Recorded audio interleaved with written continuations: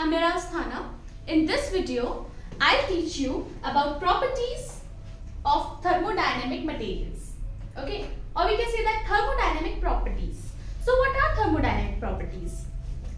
Properties are the characteristics of a system which defines the state.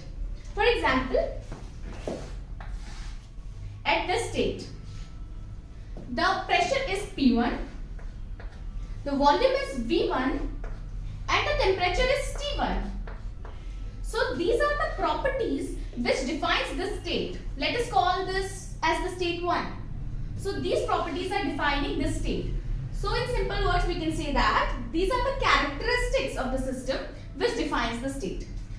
For example, if this is a process from state 1 to 2. At the state 2, the properties have changed. It's P2, V2 and T2. Okay. So here you can see the characteristics of the system has changed. So it is a new state. So in simple words, a state is defined with the help of properties. Okay. Thermodynamic properties can be broadly divided into intensive properties and extensive properties. Okay. Extensive properties are the properties which depends on mass. Okay. Which depends on the amount of a substance. They depend on mass. But if you talk about intensive properties, they are independent of mass. You can highlight this word in. So it is intensive and it is independent of mass or the amount of substance. Let us take an example, a very simple example. Let me clear this.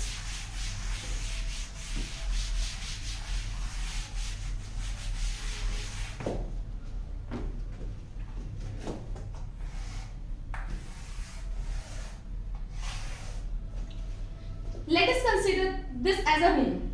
I have divided this room. Okay. Let me tell you, the mass of this room is capital M. The temperature is T. As a whole I am talking. Okay. And the volume is V. And the pressure is P. And the density of this is rho. Okay. Let me divide this room into two equal halves. Now if you talk, the mass will be M by 2 for this part and M by 2 for the another part. The volume will also be V by 2 for this part and V by 2 for the another part. But if you talk about the temperature, if the temperature is 200 degrees Celsius as a whole, then it will be 200 degrees Celsius only for this part as well as for this part also. So temperature is not depending on mass. Okay, it is not depending on the amount because we have just half the amount. So the temperature is independent of the amount. So we can say that temperature is the intensive property.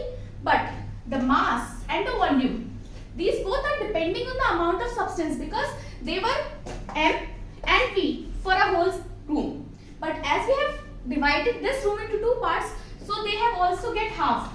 Okay. So these two are extensive properties. Whereas if you talk about pressure and density, pressure of this room will be P for here as well as for here. Density will be rho for here as well as for here. So these two are not depending on the amount. So they will also be called as intensive property. Okay. There is a thumb rule that you need to follow. Density is a very special example. You know what? Density is mass by volume. Okay. Mass is our extensive property and volume is also extensive property. But the ratio of the two, that is mass by volume, extensive by extensive, is intensive property because density is an intensive property. Okay, let me write the formula so that it becomes more clear. Density is mass divided by volume, right? Mass is extensive property, volume is also extensive property, and the ratio of the two is intensive property. So you always remember that the ratio of two extensive property is always an intensive property.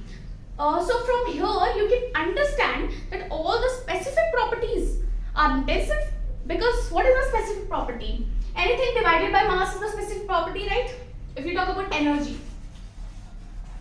energy is an extensive property, but if you divide energy by mass, it becomes specific energy, and specific energy is an intensive property because it does not depend on the amount of a substance. Thank you.